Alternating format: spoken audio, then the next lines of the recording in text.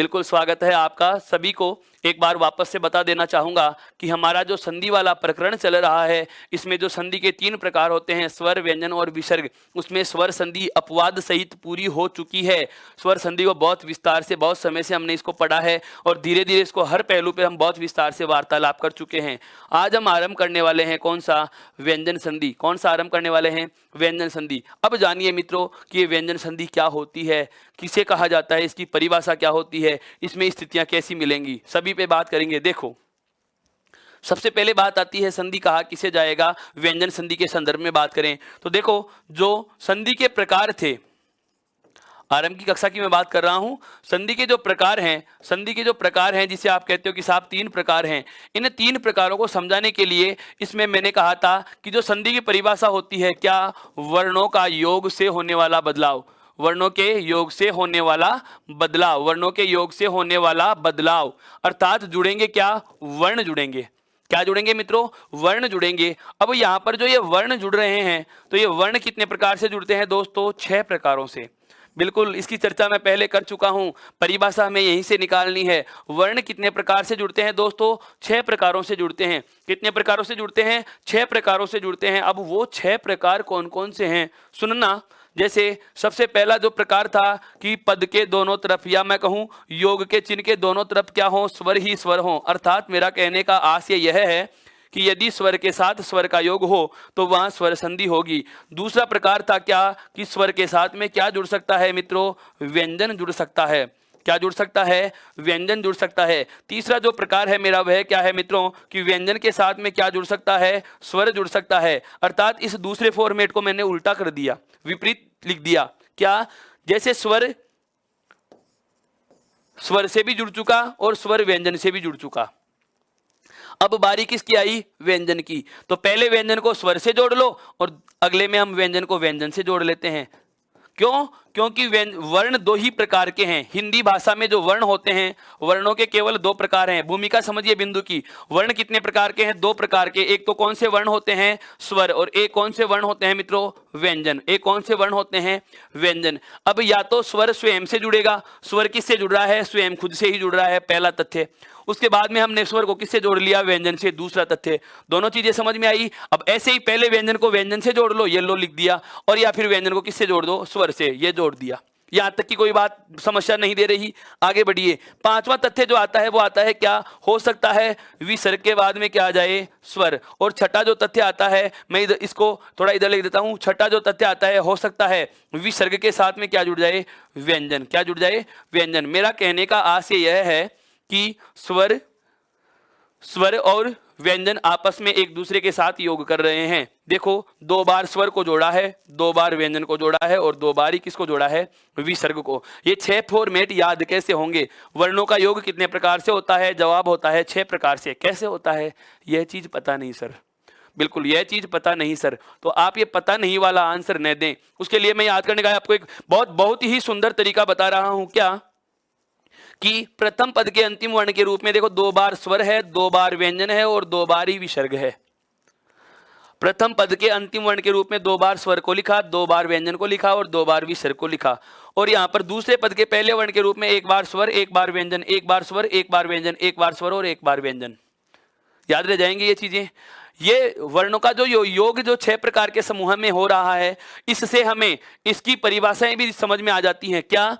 कि यदि दोनों तरफ स्वर ही स्वर का योग हो, यदि दोनों तरफ स्वर ही स्वर का योग हो मित्रों, तो उसे कहेंगे स्वर संधि। उसे क्या कह देंगे? स्वर संधि कह देंगे। और यदि स्वर के बाद व्यंजन आए या व्यंजन के बाद स्वर या व्यंजन के बाद व्यंजन, अर्थात चाहे बाद में आए, चाहे पहले आए, चाहे दोनों तरफ आए, चाहे बाद में आए, चाहे पहले आए, चाहे दोनों तरफ आए, अगर आपको कहीं व्यंजन दिख रहा है तो यह वाली स्थिति जो होती है मित्रों, वह क्या कहलाती है? व्यंजन संधि। मेरा यह वर्णों का जो 6 प्रकार से योग है, यह पुनः बताने का उद्देश्य यही था कि हम यहाँ से व्यंजन संधि की परिभाषा निकाल सकेंगे। अब आपसे मैं पूछूं कि व्यंजन संधि की परिभाषा क्या होगी, अब मैं आपसे पूछूं कि व्यंजन संधि की परिभाषा क्या होगी, तो आप मुझे जरा बताएं। तो आपका जवाब क्या होगा? कि सर यदि स्वर के बाद व्यंजन या व्यंजन के बाद स्वर या व्यंजन के बाद व्यंजन का योग हो, वापस से बोल रहा हूं, क्या कि यदि स्वर के बाद व्यंजन, व्यंजन के बाद स्वर या व्यंजन के बाद व्यंजन का योग हो तो ऐसी स्थिति का नाम क्या होता है? ऐसी स्थिति का नाम क्या होता है? व्यंजन संधि होता है। तो मित्रों हम यहां से व्यंजन संधि की परिभाषा लिखते हैं। देखिए जैसे मैं कहूं क्या कि यदि स्वर के बाद या स्वर के साथ व्यंजन या फिर व्यंजन के साथ स्वर या फिर व्यंजन के साथ व्यंजन का योग हो, व्यंजन के साथ व्यंजन का योग हो। तीन स्थितियां हमारे सामने आ चुकी हैं। कौन कौन सी आ गई है? सबसे पहली स्थिति आई है स्वर के साथ में किसका योग हो? व्यंजन का। अर्थात प्रथम पद का अंतिम वर्ण क्या होगा? स्वर, और दूसरे पद का पहला वर्ण क्या होगा? व्यंजन। एक बात। दूसरी बात क्या हो गई? व्यंजन के साथ में क्या हो? स्वर। अर्थात दूसरी स्थिति क्या आ गई कि प्रथम पद का अंतिम वर्ण तो क्या होगा? व्यंजन होगा, और दूसरे पद का पहला वर्ण क्या होगा? स्वर होगा। दूसरे पद का पहला वर्ण क्या होगा? स्वर होगा। अर्थात व्यंजन के साथ में क्या जुड़ेगा? स्वर। और तीसरी स्थिति क्या आई है? व्यंजन के साथ में क्या हो? व्यंजन हो। व्यंजन के साथ में क्या हो? व्यंजन हो। अर्थात तीसरी अंतिम स्थिति जो हमारे पास आई है वह कौन सी आई है? व्यंजन के साथ योग किसका होगा? व्यंजन होगा। अर्थात कहा जा सकता है कि प्रथम पद का अंतिम वर्ण होगा व्यंजन, और दूसरे पद का पहला वर्ण भी क्या होगा? व्यंजन। तो इसी रूप में या इसी सारी परिभाषा को हम एक सार रूप में कहें तो हमारे पास तीन सूत्र निकल के आ गए। एक तो आया है स्वर के साथ व्यंजन का, एक आया है व्यंजन के साथ स्वर का, और एक आया है व्यंजन के साथ व्यंजन का। तो मैं ये कह सकता हूं या नहीं कि चाहे बाद में व्यंजन आए, पुनः सुनना इसको, चाहे बाद में व्यंजन आए, चाहे पहले व्यंजन आए, या चाहे दोनों तरफ व्यंजन आए, यदि आपको कहीं भी युग्म में या मैं कहूं कहीं भी संधि के विच्छेद में, चाहे प्रथम पद के अंतिम वर्ण के रूप में हो, चाहे दूसरे पद के पहले वर्ण के रूप में हो, चाहे दोनों पदों के, बिल्कुल चाहे प्रथम और द्वितीय दोनों पदों के या योग के दोनों तरफ व्यंजन का योग मिले, तो सदैव संधि कौन सी होगी? व्यंजन संधि होगी। अर्थात व्यंजन संधि की परिभाषा के शब्दों में कहें तो हम कह सकते हैं कि यदि स्वर के साथ व्यंजन या व्यंजन के साथ स्वर या व्यंजन के साथ व्यंजन वर्ण का योग होता है तो उसे व्यंजन संधि कहा जाता है। यहां तक की बात बहुत अच्छे से समझ में आ चुकी है दोस्तों। अब हम आगे बढ़ सकते हैं इसमें। बिल्कुल, अब हम आगे बढ़ेंगे इसमें। सबसे पहला हम परिभाषा पे ही चर्चा कर रहे हैं क्या कि स्वर के बाद व्यंजन या व्यंजन के बाद स्वर या व्यंजन के बाद व्यंजन के योग से कोई बदलाव होता है तो उसे व्यंजन संधि कहा जाएगा। अब ध्यान देने वाली बात, अब इसको गौर से सुनना। स्वर संधि के जैसे 5 प्रकार पढ़े, दीर्घ, गुण, वृद्धि, यण और अयादि, लेकिन इस व्यंजन संधि के संस्कृत में तो प्रकार हैं, जैसे सघोष की संधि होती है, अनुस्वार की संधि होती है, उपसर्ग की संधि होती है, च आगम की संधि होती है, तय दय की संधि होती है, मूर्धन्य सकार की संधि होती है, णकार की संधि होती है। बहुत बहुत अलग अलग प्रकार हैं जिनको आपने नाम सुना होगा, जसुत्व की, चसुत्व की, स्वर आगम की, स्वर लोप की। लेकिन हमें उन प्रकारों पर नहीं जाना। हम क्या करते हैं, हिंदी में इस व्यंजन संधि के कुछ नियम पढ़ते हैं। क्या पढ़ते हैं? कुछ नियम पढ़ते हैं। बिल्कुल आप नियमों की संख्या निर्धारित न करें। मैं वापस से बोल देता हूं, व्यंजन और विसर्ग संधि के हिंदी में कोई प्रकार नहीं है। व्यंजन और विसर्ग संधि के हिंदी में कोई प्रकार नहीं है। व्यंजन और विसर्ग संधि के हिंदी में क्या चला करते हैं दोस्तों? नियम चला करते हैं। क्या चला करते हैं? नियम चला करते हैं। और उन नियमों को हमें बिल्कुल बिल्कुल नियमों को हमें आराम आराम से विस्तार से पढ़ना है। अब आप कहोगे कि सर 15 नियम होते हैं, आप कहोगे सर 20 नियम होते हैं, आप कहेंगे सर 22 नियम होते हैं, आप कहेंगे सर मैंने 24 नियम पढ़े हैं। ध्यान देना, नियम चाहे 50 बना लीजिए, उससे कोई मतलब नहीं होता। परीक्षा में कभी नहीं पूछा जाएगा कि व्यंजन संधि के कितने नियम होते हैं। क्यों? क्योंकि यह नियम तो हमने अध्ययन की सरलता हेतु स्वयं ने स्वयं की सुविधा हेतु बनाए हैं। बिल्कुल, व्यंजन संधि के जो नियम होते हैं, कई किताबों में आपको 15 नियमों में पूरी व्यंजन संधि का विस्तार मिल जाएगा, कई किताबों में आपको 18 नियम मिलते हैं, कई किताबों में 20 और ज़्यादातर में 22 मिलते हैं। मैं आपको बता रहा हूँ, व्यंजन संधि के संपूर्ण छोटे से छोटे नियम की भी यदि चर्चा कर ली जाए तो लगभग 24 नियमों में आप संपूर्ण व्यंजन संधि को विस्तार दे सकते हैं। हम इस व्यंजन संधि के कुल 24 नियमों की चर्चा करने वाले हैं, जिसमें आपके हर छोटे से छोटे पहलू पे चर्चा की जा सकेगी। तो हम 24 नियम नियमों को आरंभ करेंगे और उन 24 नियमों में सारे के सारे तथ्य निकल के आ जाएंगे। अर्थात यहाँ से इन 24 नियमों में अधिकांशतः ऐसी चीजें आएंगी जो एक तो उपसर्गों के उदाहरणों में मिलती हैं और एक हमें शब्द शुद्धि में मिलती हैं। कहाँ कहाँ मिलती हैं दोस्तों? एक तो मिलती है उपसर्गों में और एक मिलती है शब्द शुद्धि में। अब मैं जो बात करने वाला हूँ वो इन नियमों से ठीक पहले की बात करने वाला हूँ, जो आपको जानना बेहद आवश्यक है। बिल्कुल बिल्कुल, आपको व्यंजन संधि के लिए क्या क्या चीजें हमेशा ध्यान रखनी है, क्योंकि इन व्यंजनों की जो संधियों की जो नियम होंगे, इस व्यंजन संधि की जो परिभाषाएं हम बोलेंगे, बहुत प्रकार के तो तथ्य बोलूंगा मैं, उनमें कुछ पारिभाषिक शब्दों का प्रयोग करने वाला हूं। जैसे आपको एक शब्द सुनने को मिलेगा, क्या? आदेश। हाँ, ये नाम नहीं ले रहा हूं मैं किसी का, ऑर्डर वाला, आज्ञा वाला आदेश, लेकिन यहां पर आदेश का मतलब क्या है, अलग चीज है। एक आपको नाम सुनने को मिलेगा, क्या? आगम। सर ऐसे नाम हमने सुने ही नहीं हैं। बिल्कुल, आपने ऐसे नाम सुने ही नहीं हैं। संधियों में ऐसे नाम कहां से आ गए? यहां पर मैं कोई संधि का उदाहरण नहीं दे रहा हूं, मैं जो संधि के जो नियम लिखवाऊंगा, जो नियमों की परिभाषा हम पढ़ने वाले हैं, उन परिभाषाओं में इन शब्दों का मैं प्रयोग करने वाला हूं। पता होना चाहिए कि इनका मतलब क्या होता है। जब तक इनका मतलब ही समझ में नहीं आएगा तो नियम कहां से समझ पाओगे? दोस्तों, मैं बार बार कह रहा हूं, हिंदी एक बहुत विस्तारित भाषा है। इसका शब्दकोश बिल्कुल हिंदी भाषा का शब्दकोश बहुत व्यापक है। हमें हर चीज पर चर्चा करनी है और संपूर्ण पे तो चर्चा नहीं कर सकते, लेकिन हाँ, उतनी बातें तो हमें बेहद जानना आवश्यक है जो हमारे पाठ्यक्रम में हैं, जो हमारे पाठ्यक्रम में बार बार समाहित होती हैं, जिनके लिए हमें, हाँ बिल्कुल, जो चीजें हमें पूर्ण रूप से पता होनी चाहिए, उन महीन बातों को हमें बेहद जरूरी है जानना। तो देखो, एक तो नाम आ गया आदेश, एक नाम आ गया आगम, एक नाम आता है मित्रों लोप। एक नाम में कौन सा लूंगा? लोप। और एक अंतिम नाम जो आएगा आपके सामने, वह नाम कौन सा आएगा मित्रों? प्रकृति भाव। एक नाम मैं आपके सामने लूंगा, कौन सा? प्रकृति भाव। आपको इन 4 पदों का पता होना चाहिए कि जो वाक्य में ये 4 शब्द प्रयोग में लिए जा रहे हैं, इनका मतलब क्या होता है। एक है आदेश, एक है आगम, एक है लोप और एक है प्रकृति भाव। क्या होता है इनका मतलब? एक एक शब्द का अर्थ समझो। सबसे पहले बात आती है किसकी? आदेश की। आदेश का मतलब क्या होता है? किसी वर्ण को बदलकर लिखना। किसी वर्ण को बदलकर लिखना।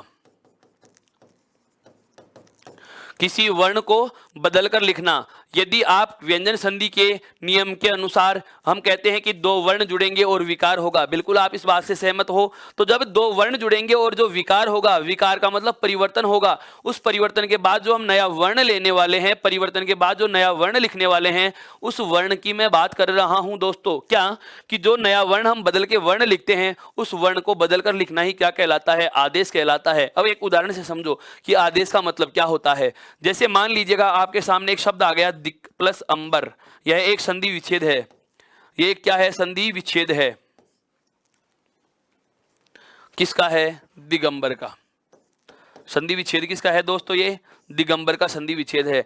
दिगंबर का संधि विच्छेद क्या होता है? दिक धन अंबर। कैसे बना बाद में बताऊंगा, पहले एक बार इन शब्दों को समझो कि मैं कहना क्या चाह रहा हूं। मैं संधि का नियम नहीं पढ़ा रहा हूं, मैं संधि की शब्दावली पढ़ा रहा हूं। मैं क्या बता रहा हूं आपको? ये संधि की जो शब्दावली है, इसका हमें पता होना चाहिए कि आदेश क्या चीज है, आगम क्या चीज है, लोप क्या चीज है और प्रकृति भाव क्या चीज है। उसके बाद हम केवल नियमों पर ही तो बात करने वाले हैं, केवल नियम और उदाहरण चंद समय में पूरा हो जाएगा, लेकिन ये तथ्य ही पता नहीं होंगे तो ये चीजें समझ में नहीं आएंगी। जैसे एक बार आप नियम को सुनना, फिर अनुमान लगाना मैंने क्या कह दिया। यदि वर्ग के प्रथम वर्ण के बाद किसी सहघोष का योग हो 5वां छोड़कर, तो प्रथम वर्ण तीसरे में आदेश हो जाता है। क्या हो जाता है? कुछ समझ में नहीं आएगा दोस्त, बिल्कुल समझ में नहीं आएगा।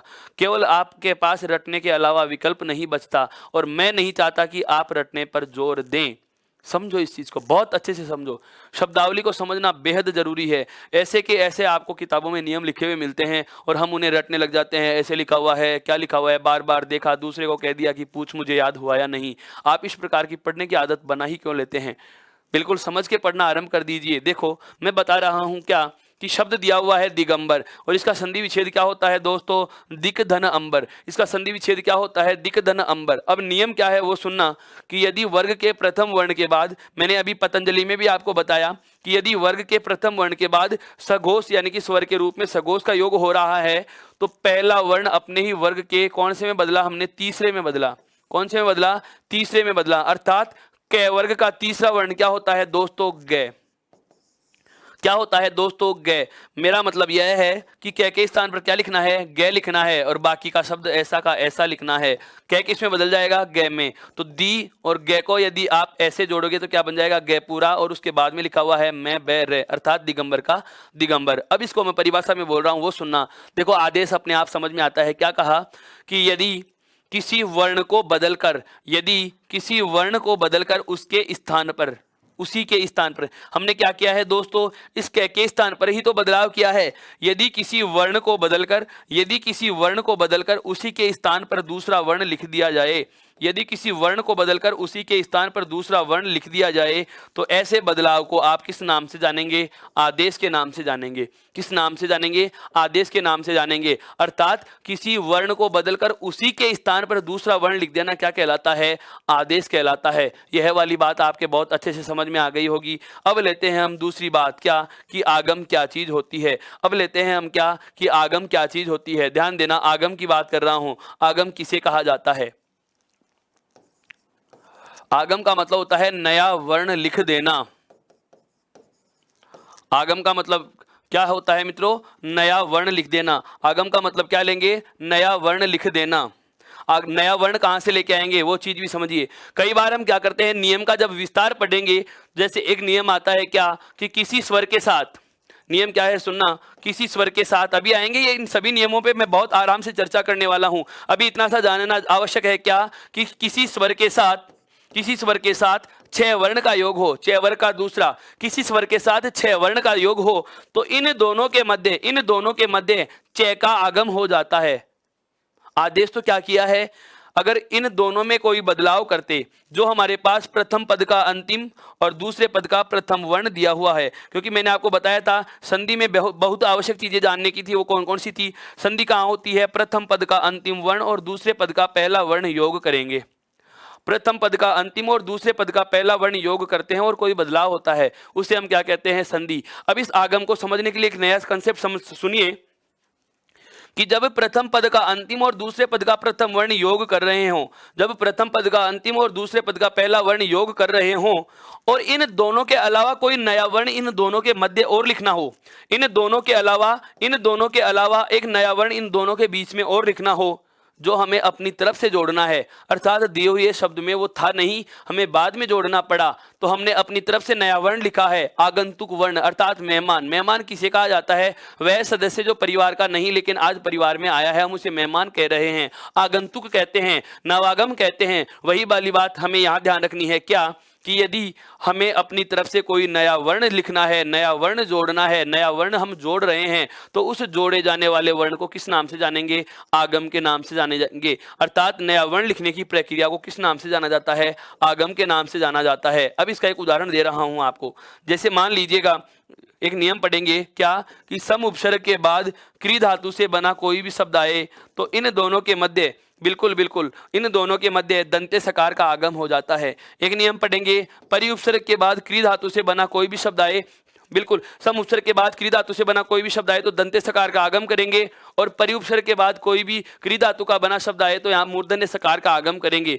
परि के बाद में क्री धातु से बना कोई शब्द आ रहा है तो इन दोनों के मध्य क्या होगा, मूर्धन्य सकार अर्थात षटकोण वाले से का क्या करना है मित्रों, आगम करना है। आगम का मतलब यह हुआ कि कृत में भी कहीं मूर्धन्य सकार लिखा हुआ नहीं है और परि में भी कहीं मूर्धन्य सकार लिखा हुआ नहीं है, लेकिन जब परि उपसर्ग के बाद में क्री धातु का शब्द आ गया तो इन दोनों के बीच में हमें क्या जोड़ना है, ये षटकोण वाला से जोड़ना है। अर्थात शब्द क्या बन जाएगा, परि और उसके बाद ये षटकोण वाला शय और उसके बाद में क्री और तय अर्थात परिष्कृत। क्या बन गया? परिष्कृत। जबकि इसका संधि विच्छेद क्या होता है? परि प्लस कृत, परि प्लस कृत, अर्थात परि उपसर्ग के बाद में क्री धातु का शब्द आ गया तो दोनों के मध्य आप क्या जोड़ोगे? यहाँ पे मूर्धन्य सकार का आगम करोगे, अर्थात नया वर्ण आपको जोड़ना पड़ेगा। दो बातों आप बिल्कुल बिल्कुल इन दोनों बातों को आपको बहुत अच्छे से ध्यान में रखना है। क्या? आदेश किसे कहा जाता है और आगम किसे कहा जाता है।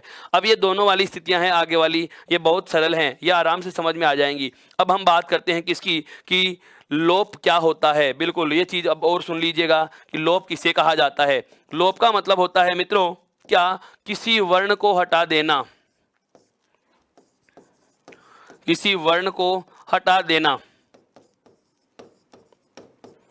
किसी वर्ण को हटा देना। हमारे पास कोई वर्ण लिखा हुआ होता है, उसको रिमूव कर देना, हटा देना, क्या कहलाता है? लोप कहलाता है। लुप्त कर देना, गायब कर देना, रिमूव कर देना, हटा देना, जिस भी शब्द के तरीके से आप समझ सको समझ जाइए। लोप जहां भी लिखा हुआ है इसका मतलब समझना है कि क्या करना है, हमें कोई वर्ण हटाना है।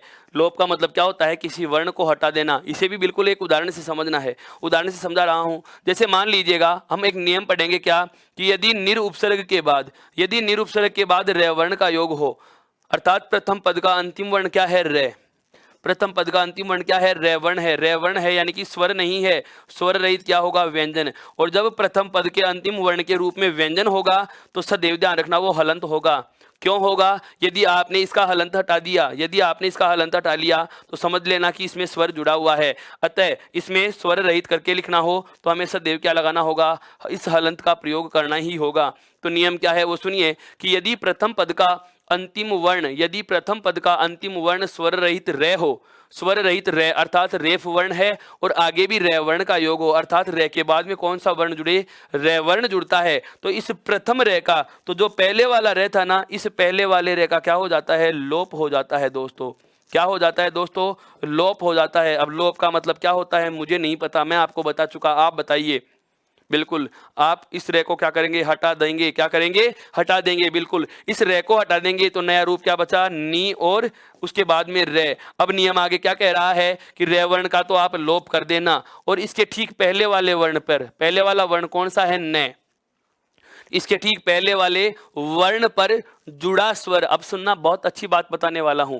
हाँ, इससे ठीक पहले वाले वर्ण पर जुड़ा स्वर दीर्घ आदेश हो जाएगा। दीर्घ आदेश, आदेश का मतलब बदल जाएगा, किसमें? दीर्घ में बदल जाएगा। अर्थात ये न पे जुड़ी हुई छोटी ई की मात्रा किसमें बदलेगी? दीर्घ में बदल जाएगी। अर्थात यहाँ क्या हो जाएगा? नी बड़ा, और अंत में क्या है? रे। शब्द क्या बन जाएगा? नीर। क्या बन जाएगा? नीर बन जाएगा। अब इसके आगे चाहे आप से जोड़ो तो हो जाएगा नीरस, जय जोड़ो तो क्या हो जाएगा? नीरज। बिल्कुल हाँ, ये वाली चीजें हमें बहुत अच्छे से समझनी है दोस्तों।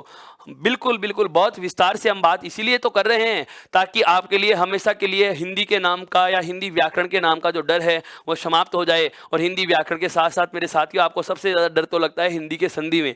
और ये देखो संधि कितनी सरल है। सरल इसलिए, हमें कठिन इसीलिए तो लगती है क्या, कि या तो हम पढ़ने की जगह गलत चुन लेते हैं, या पढ़ने की सामग्री गलत चुन लेते हैं, या पढ़ने का तरीका गलत अपना लेते हैं। अगर आपने सही चुना है, सही तरीका अपनाया है और सही सामग्री का चयन किया है तो आपका इस प्रकार का बिल्कुल आपका इस प्रकार का जो ये डर है, यह डर कतई नहीं रहेगा। बिल्कुल आपका ये डर पूर्णतः समाप्त हो जाएगा। आप बस निरंतर बने रहिए, लगातार लाइक शेयर और कमेंट करते रहिए। ई उत्कर्ष ऐप को यदि आपने अभी तक इंस्टॉल नहीं किया तो इंस्टॉल कीजिए। हमारे टेलीग्राम ऐप को ज्वाइन नहीं किया तो वहाँ भी इसको आप ज्वाइन कीजिए। और आप इसके ई बुक और PDF फॉर्मेट में जो इसके नोट्स हैं, जो आने वाले परीक्षा की दृष्टि से बहुत महत्वपूर्ण परीक्षा के जो प्रश्नों का जो एक पूरा प्रश्न बैंक आपको उपलब्ध रहेगा, इसको आप प्राप्त करें। और चैनल को सब्सक्राइब करें, बेल आइकन को प्रेस कीजिए ताकि नए नोटिफिकेशन आपको मिल सके, आने वाली भर्तियों की संबंध में सूचना और उनमें क्या क्या चीजें आपको, हाँ बिल्कुल, जो निर्धारित पात्रता के मापदंड हैं उन पे भी बहुत गहरे से विस्तार से आपको हर बार बताया जाता है। तो हर प्रकार की सूचना से अवगत होते रहें, उसके लिए आपको क्या करना होगा? सब्सक्राइब के पास एक बेल आइकन होता है, उसको भी प्रेस कीजिए और लगातार जुड़े रहिए इस चीज से। तो हमने जो इसका तीसरा जो शब्दावली का शब्द जाना है वह कौन सा है? लोप। पहली बात की आदेश की, दूसरी बात की आगम की, तीसरा शब्द कौन सा जान लिया? लोप। आदेश का मतलब क्या होता है? वर्ण को बदलकर लिख देना। बिल्कुल। आगम का मतलब क्या होता है? बदले या नहीं बदले वो अलग बात है। अगर हम अपनी तरफ से नया वर्ण जोड़ेंगे तो उसे क्या कहा जाएगा? आगम कहा जाएगा। क्या कहा जाएगा? आगम कहा जाएगा। और अंतिम वाला जो कौन सा आ गया, किसी वर्ण को हटाएंगे तो क्या कहलाया? लोप। ये तीन हम क्या कर रहे हैं? बदलाव कर रहे हैं। अगर वर्ण को बदले तो आदेश, नया वर्ण जोड़ा आगम, किसी वर्ण को हटाया तो क्या हुआ, लोप। अब बात आती है क्या, प्रकृति भाव।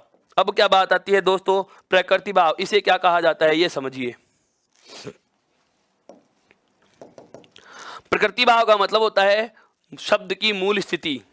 जो शब्द जैसा है उसको वैसा ही तोड़ो और वैसा ही जोड़ दीजिएगा। अर्थात मैं एक शब्द में कहूं या एक वाक्य में इसको कहना चाहूं, प्रकृति भाव को परिभाषित करना चाहूं, तो मैं ये कह सकता हूं क्या, कि जब आदेश भी नहीं हो, जब आगम भी नहीं हो और जब लोप भी नहीं हो, जब आदेश आगम और लोप कुछ नहीं करे, जब आदेश आगम और लोप कुछ नहीं करें। मेरा कहने का मतलब यह हुआ कि न तो आप वर्ण को बदलोगे, न आप वर्ण को नया जोड़ेंगे, न तो आप वर्ण को बदलेंगे, न आप नया जोड़ेंगे, न आप किसी को हटाएंगे। तो आपने परिवर्तन भी नहीं किया, जोड़ा भी नहीं और हटाया भी नहीं, कुछ नहीं किया, जैसा है वैसा का वैसा ही रख दिया। तो बताओ वह मूल स्थिति रही या नहीं। उसी स्थिति को कहा जाता है दोस्तों प्रकृति भाव। अब आप कहोगे कि सर संधि में तो बदलाव होता है, अब यहाँ तो आप बदल भी नहीं रहे, जोड़ भी नहीं रहे, हटा भी नहीं रहे, तो इसको संधि में शामिल क्यों किया। यह नियम केवल एक जगह पढ़ा जाएगा। विसर्ग संधि में केवल एक नियम में हम बात करने वाले हैं, किसकी दोस्तों, प्रकृति भाव की। किसकी दोस्तों,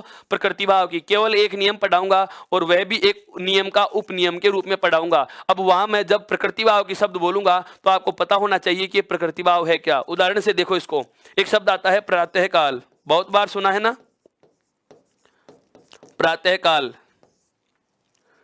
सबसे पहली हमसे जो गलती होती है, आम भूल, उसको मैं बता रहा हूं। हम क्या करते हैं, इस प्रातः काल को दो शब्द समझ बैठते हैं। क्या समझ बैठते हैं, दो शब्द समझ बैठते हैं। बहुत बारीक बारीक चर्चाएं की हैं। अब पता लगेगा आपको कि मैंने वर्ण व्यवस्था में इतनी सारी बातें आपको क्यों बताई थी, इतना गहराई से हमने वर्ण विचार को क्यों पढ़ा था। अब जरूरत पड़ेगी। आपको याद आ रहा है मैंने एक बात कही थी कि जो घुंडी वाले वर्ण होते हैं, जो घुंडी वाले वर्ण होते हैं उनके ऊपर से, जो घुंडी वाले वर्ण होते हैं उनके ऊपर से कभी सिरोरेखा नहीं गुजरती। कुछ याद आया। बिल्कुल हमने वर्ण व्यवस्था में इस बात का जिक्र किया था जब मैंने आपको तय वर्ग का चौथा वर्ण धनुष वाला ध लिखना सिखाया था। उस समय एक चर्चा की थी। मैं बता देता हूं शब्द से कहां पर मैंने कौन सी बात की थी। ये वाला वर्ण जब मैंने लिखना सिखाया था उस समय कहा था कि ऐसा यदि आप लिखते हो तो यह गलत होता है और यह सही होता है। यह घुंडी आवश्यक होती है। क्यों? क्योंकि इसके ऊपर से सिरोरेखा नहीं गुजरती, यहाँ इसे तोड़कर ही लिखना पड़ता है। बिल्कुल याद आ रहा है सर, बिल्कुल याद आएगा। सब चीजें जुड़ती हैं, एक दूसरे से जोड़ के भी पढ़ना है इसको। तो विसर्ग में भी ऊपर जो ये घुंडी लगी होती है, इस कारण यहाँ सिरोरेखा को तोड़ना पड़ता है। जबकि मित्रों ये पूरा शब्द एक ही है, इस बात का ध्यान रखना। कभी आप ऐसा नहीं कि लाइन पूरी हो रही है तो प्रातः को आप यहाँ लिख दिए और काल के लिए दूसरा शब्द आप दूसरी लाइन में लिख रहे हो। अगर ऐसा करते हो तो इनके मध्य योजक चिन्ह लगाओगे ही। इनको जोड़ने के लिए आप योजक चिन्ह का प्रयोग अवश्य करना। क्यों? क्योंकि ये प्रातः काल जो पूरा शब्द है वो एक ही होता है। अब बात आती है प्रकृति भाव की स्थिति क्या है। समझो, प्रातः काल का जो संधि विच्छेद होता है वह होता है क्या, प्रातः धन काल, प्रातः योग काल। नियम क्या है, विसर्ग संधि का केवल एक ही नियम है ऐसा कि यदि ए आस्वर के साथ विसर्ग हो, यदि ए आस्वर के साथ विसर्ग हो और उसका योग कै ख पै फै वर्ण से होता है, यदि ए या आ के साथ विसर्ग हो, देखो तय में क्या जुड़ा हुआ है दोस्तों, ए, और ए के साथ क्या जुड़ा हुआ है, विसर्ग। यदि ए या आ के साथ विसर्ग हो, विसर्ग संधि जब आएगी तब इस नियम की मैं बहुत विस्तार से चर्चा करूंगा आपको। हाँ बिल्कुल 5-10 से उदाहरण भी मिलेंगे, ऐसी कोई दिक्कत वाली बात नहीं है, बहुत विस्तार से समझने वाले हैं। समझिए कि यदि ए या आ के साथ विसर्ग हो और उसका योग कै ख पै या फै वर्ण, कै ख पै या फै वर्ण अर्थात कंठे और ओष्ठ्य एगोस वर्णों से होता है। कै और ख कौन से वर्ग के हैं, कंठे वर्ग के, और पै फै कौन से के हैं, ओष्ठ्य वर्ग के। और ये एगोस वाले वर्ण हैं या सहगोस वाले, एगोस वाले वर्ण हैं। बिल्कुल ये परिभाषाएं पता रहनी चाहिए, बिल्कुल दोहरान नहीं कर रहे। अगर आपको जितना पढ़ा दिया उस चीज को आप एक बार, जिस दिन पढ़ा दिया जाता है उसको अगर आप उसी दिन दोहरान कर लेते हो तो आपको इस प्रकार की असुविधा का सामना करने की आवश्यकता ही नहीं पड़ेगी। बिल्कुल बहुत ज़्यादा सरल तरीके से समझा रहा हूं मैं, और ये सब चीज़ें मैं आपको बता चुका हूं। हालांकि एगोस और सहगोस के बारे में मैं एक बार पुनः प्रकाश डालूंगा। कुछ एक विद्यार्थी ऐसे हैं जो बाद में ज्वाइन करे हैं तो उनको इस चीज़ के बारे में बहुत अच्छे से पता चल जाएगा। आप एक बार पुराने वीडियो चला करके देखना, वर्ण विचार के बारे में जो सारी वार्ता की है हमने उसको पूरा पढ़ना। मैंने वर्ण के ठीक बाद में संधि इसीलिए तो ली है ताकि आपको समझ में आए, क्योंकि संधि में जो सारा खेल है वो वर्णमाला का होता है मित्रों। तो वर्णमाला के तुरंत बाद संधि लेने की वजह यही होती है, या मैं कहूँ कि संधि से ठीक पहले वर्ण में इसीलिए तो पढ़ाया क्या, कि आपके संधि बहुत अच्छे से समझ में आ सके। तो नियम क्या कह रहा है वो सुनिए कि यदि ए या आ के बाद विसर्ग हो और उसका योग कंठ्य और ओष्ठ एगोस वर्णों से हो, अर्थात कै ख और पै फै वर्ण से होता है, कै ख और पै फै वर्ण से होता है, तो इस स्थिति को प्रकृति भाव की संधि कहा जाता है। प्रकृति भाव की संधि का मतलब नो चेंज। न तो आप आदेश करोगे, आदेश का मतलब आप इनमें से किसी वर्ण को बदलकर दूसरा वर्ण नहीं लिखोगे, आदेश नहीं किया। या इनके बीच में कोई नया वर्ण नहीं लिखोगे, अर्थात आगम भी नहीं किया। आप इनमें से किसी भी वर्ण को हटाओगे नहीं, अर्थात जो जैसा है वैसा का वैसा रहेगा, अर्थात लोप भी नहीं कर सकते, तो उसे क्या कहा जाएगा? प्रकृति भाव कहा जाएगा। अर्थात दोस्तों मेरा कहने का मतलब यह है कि इस प्रकृति भाव में इसका संधि विच्छेदम ने क्या किया है? प्रातः प्लस काल। क्या किया है दोस्तों? प्रातः प्लस काल। और जब इसको जोड़ना है तो इसका बस केवल योग का चिन्ह हटा दो और प्रातः के बाद में काल को वापस से लिख दो। ये कहलाती है स्थिति कौन सी? प्रकृति भाव की स्थिति कहलाती है दोस्तों। यह कौन सी स्थिति कहलाती है? प्रकृति भाव की स्थिति कहलाती है। अर्थात प्रातः प्लस काल बराबर क्या होता है मित्रों? प्रातः काल। और इसे कहा जाता है क्या? प्रकृति भाव की संधि। क्या कहा जाता है दोस्तों? प्रकृति भाव की संधि। तो प्रकृति भाव की संधि को परिभाषित करने के लिए हमें कौन सी चीज ध्यान रखनी है? क्या कि मैं ये कह सकता हूं एक लाइन में इसका आंसर देना चाहें, अगर एक लाइन में इसका आंसर देना चाहें तो क्या कहें? उपरोक्त कोई बदलाव ना हो। उपरोक्त कोई बदलाव ना हो। कोई बदलाव कौन कौन से हमने बदलाव क्या क्या किए हैं? एक बदलाव तो होता है आदेश के रूप में, अर्थात वर्ण को बदल करके दूसरा लिखना।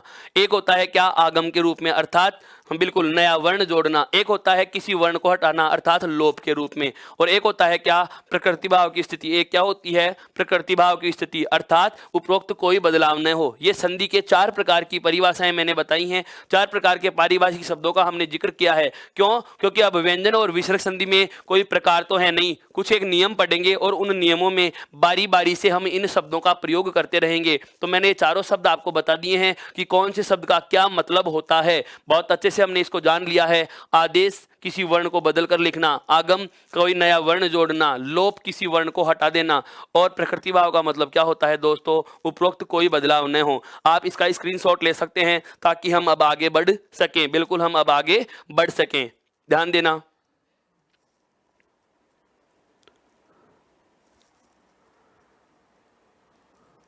आगे चलते हैं। देखिए अब एक व्यंजन संधि के नियम शुरू करने से पहले बेसिक सा परिचय जो मैं व्यंजनों का देना चाह रहा था वह वाली बात हमें एक बोर्ड का एक चार्ट और बना देता हूं। यह और एक बार आप अध्ययन करेंगे ताकि हम इनके नियमों को आरंभ करें तो उसमें आसानी हो सके। यह चर्चा मैं वर्ण विचार में बहुत अच्छे से पढ़ा चुका हूं। कौन कौन सी? हमें एक तो यह ध्यान रखना चाहिए कि वर्ग कितने होंगे? 5। वर्ग कितने होंगे मित्रों? 5। कै चे टे ते और पै। कै चे टे ते और पै। मित्रों क्या क्या वर्ग हैं? कै चे टे ते और पै वर्ग हैं। वर्ग का ध्यान रखना है। वर्ग, ये चीज याद रहनी चाहिए। लाइन नहीं बोलेंगे, कबूतर की लाइन, चरखा की लाइन, टमाटर की लाइन, ये नहीं होता। ये लाइनों से अगर आप इनको संबोधित करोगे तो आप निश्चित रूप से गलती कर बैठोगे। आप वही नाम दीजिए जो इनको नाम दिया गया है। एक तो कै वर्ग है, चे वर्ग है, टे वर्ग है और तय वर्ग है और पै वर्ग है। मित्रों वर्ग कितने हैं? 5। यह बात हमें पता होनी चाहिए। और प्रत्येक वर्ग में वर्णों की संख्या कितनी होती है? प्रत्येक वर्ग में वर्ण होते हैं कितने थे? 5 वर्ण होते हैं। कितने थे वर्ण होते हैं? 5 वर्ण होते हैं। मैं एक बार लिखना चाहूं, देखो कै वर्ग के 5 वर्ण हैं, यहाँ आपके सामने मैं लिख रहा हूं। कै ख ग और यह खाली, बिल्कुल सभी को हलंत लगा के लिख सकते हैं हम। उसके बाद में चे वर्ग के 5 वर्ण है आगे आपके सामने। और उसके बाद अगली पंक्ति आ रही है कौन सी? टे वर्ग के 5 वर्ण जिन्हें गोल वर्ण कहा जा रहा है 4 को। तो और एक आपका कौन सा होता है? णकार। एक आपका कौन सा होता है? णकार होता है दोस्तों। उसके बाद में तय वर्ग के 5 हैं। तय कौन सा? थे, दे और धे और ने। मैं क्यों लिख रहा हूं? इसकी भी प्रयोग, हाँ बिल्कुल बिल्कुल इसकी उपयोगिता आपके सामने अभी रखने वाला हूं। बस चंद सेकंड का कार्य है। क्या? मुझे पता है कि पै वर्ग का तीसरा बै और चौथा भै, 5वां वर्ण क्या होता है? मैं। उसके बाद जो एक अलग लाइन आएगी उसको नाम देंगे क्या? अंतस्थ। अगली जो पंक्ति आ रही है उसको नाम क्या देंगे दोस्तों? अंतस्थ नाम देंगे। अंतस्थ में 4 वर्ण आएंगे केवल, ये, रे, ले और वे। और उसके बाद में जो एक अंतिम लाइन आती है व्यंजनों में उसको क्या कहा जाता है? देखो ऊष्म। क्या कहा जाता है? ऊष्म। और ऊष्म में आपको तीनों के तीनों सकार लिखने हैं, तालव्य, मूर्धन्य और ये दंत्य, और ये आपका कौन सा है? वर्ण लिखना है। इसके बाद देखो ध्यान देने वाली बातें बता रहा हूं, ये चीजें समझने के तरीके से समझनी है। संधि की दृष्टिकोण से वर्णमाला का जितना ज्ञान आपको आवश्यक है यह आप जान लीजिए। बिल्कुल संधि की दृष्टिकोण से वर्णमाला का जो ज्ञान आपको बेहद आवश्यक है व्यंजन संधि और विसर्ग संधि के नियमों को समझने के लिए, वर्णमाला का जो परिचय आपको पता होना चाहिए, यह बहुत ज़्यादा अच्छे से समझो इसको। मैं कहूँ आपसे कि ये मैंने क्या बना दी श्रृंखलाएं, ये श्रृंखलाएं मित्रों मैंने इसलिए बनाई हैं कि आपको पता रहे कि प्रत्येक वर्ग का पहला वर्ण है ये दूसरा वर्ण है, यह तीसरा वर्ण है, यह चौथा है और यह पांचवा। क्यों? क्योंकि नियम पढ़ूंगा। जैसे मैं व्यंजन संधि के प्रथम नियम की बात कर रहा हूं, मैं व्यंजन संधि का पहला नियम बोलूं, मैं कहूं कि यदि वर्ग के प्रथम वर्ण के बाद, तो वर्ग कौन से है? ये 5 वर्ग हैं। वर्ग का पहला वर्ण कौन सा है? ये रहे आपके सामने, सुनते जाओ, आगे बढ़ते चलेंगे। वर्ग के प्रथम वर्ण के बाद सघोष का योग हो। किसका योग हो? सघोष का। नया नाम आ गया, फिर से बता रहा हूं, यहां पर लिख रहा हूं मैं, अब इधर एक शब्दावली और लिख रहा हूं, साथ साथ सुनते चलो। सघोष, अगर आपको मैं कहूं सघोष, तो सघोष का मतलब हो जाएगा, ध्यान दे लेना, तीसरा, चौथा और पांचवा। सघोष का मतलब क्या होता है? प्रत्येक वर्ग का तीसरा, चौथा और पांचवा, प्रत्येक वर्ग का तीसरा, प्रत्येक वर्ग का चौथा और प्रत्येक वर्ग का पांचवा। इसके साथ साथ ही सघोष में आएगा ये, रे, ले, वे और है। समझते चलना मित्रों, ये, रे, ले, वे और है। और इसके अलावा सभी स्वर, इसके अलावा सभी स्वर, यह बात हमें पता होनी चाहिए। बचे हुए क्या रह गए? एघोष। बचे हुए क्या रह गए? एघोष रह गए। एघोष में देखो वर्गों में कौन कौन सा बचा? पहला और दूसरा, क्योंकि तीसरा, चौथा, पांचवा तो हम कहां लिख चुके हैं? सघोष में लिख चुके, तो पहला और दूसरा। और इसके अलावा देखो ये, रे, ले, वे, ये वाली पूरी पंक्ति आ चुकी यहां, और एक है वर्ण आ चुका। तो हमारे पास केवल कितने बच गए हैं? 3 वर्ण बच गए हैं, केवल 3 वर्ण बच गए हैं। और तीनों वर्ण कौन कौन से? तीनों सकार बचे हुए हैं। क्या बचे हुए हैं? तीनों के तीनों सकार, तालव्य, कंठ्य, तालव्य, मूर्धन्य और दंत्य, ये तीनों के तीनों से है। ये क्या होते हैं मित्रों? एघोष होते हैं। अब नियम सुनना, अब नियम सुनना, बहुत अच्छे से समझ में आएगा। नियम क्या है कि यदि वर्ग के प्रथम वर्ण के बाद कै, चे, टे, ते, पे, कोई सा भी वर्ण हो सकता है, किसी भी वर्ग के प्रथम वर्ण के बाद सघोष का योग हो। सघोष का मतलब ये रहे, इनमें से कोई भी वर्ण हो सकता है। कितने वर्ण हो गए? सघोष 31 वर्ण हो गए। देखो कैसे, प्रत्येक वर्ग के 3-3 वर्ण ले लिए, तो 5 तिया 15, उसके बाद 16, 17, 18, 19, 20। वापस से सुनना, प्रत्येक वर्ग में से कितने तो वर्ण है? 3-3 है। 5 वर्गों में कितने वर्ण हो गए? 15 वर्ण। तो 5 तिया 15 और 5 क्या हो गए? 20, और इसके अलावा 11 आपके स्वर, कितने हो गए? 31। इन 31 का योग हो। नियम सुनना, प्रत्येक वर्ग के प्रथम वर्ण के बाद सघोष का योग होता है 5वें के अलावा, अर्थात इन सघोष के 31 में हमें कितना हटाना है? 5वां हटाना है। तो 5 वर्ण हट जाएंगे, तो बचे हुए 26 का योग होता है।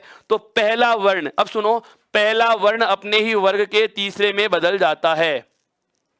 पहला वर्ण अपने ही वर्ग के कौन से में बदल जाता है? तीसरे में बदल जाता है। नियम नहीं पढ़ा रहा हूं दोस्तों, मैं केवल शब्दावली समझा रहा हूं कि नियमों की शब्दावली कहना क्या चाह रही है। जिन चीजों की हमें आवश्यकता होती है वह चीज हमें बहुत अच्छे से पता होनी चाहिए। नियम कह रहा है क्या? कि वर्ग के पहले के बाद तीसरा या चौथा वर्ण हो, या मैं कहूं 5वें के अलावा इन अंतस्थ वाला ये ऊष्म समूह है, ये वाला समूह है हो, ये कौन सा है?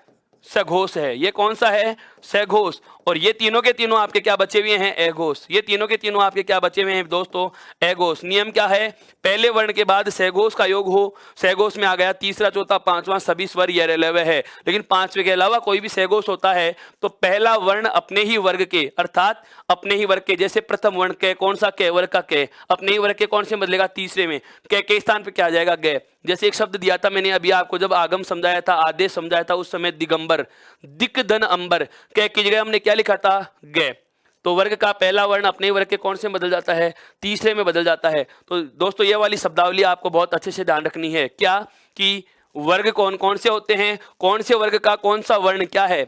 बिल्कुल, कि जैसे आपको पता हो टे वर्ग का तीसरा वर्ण क्या होगा, तो ये तो टे वर्ग हो गया, और ये तीसरा वर्ण, टे वर्ग का तीसरा वर्ण क्या होता है? डे।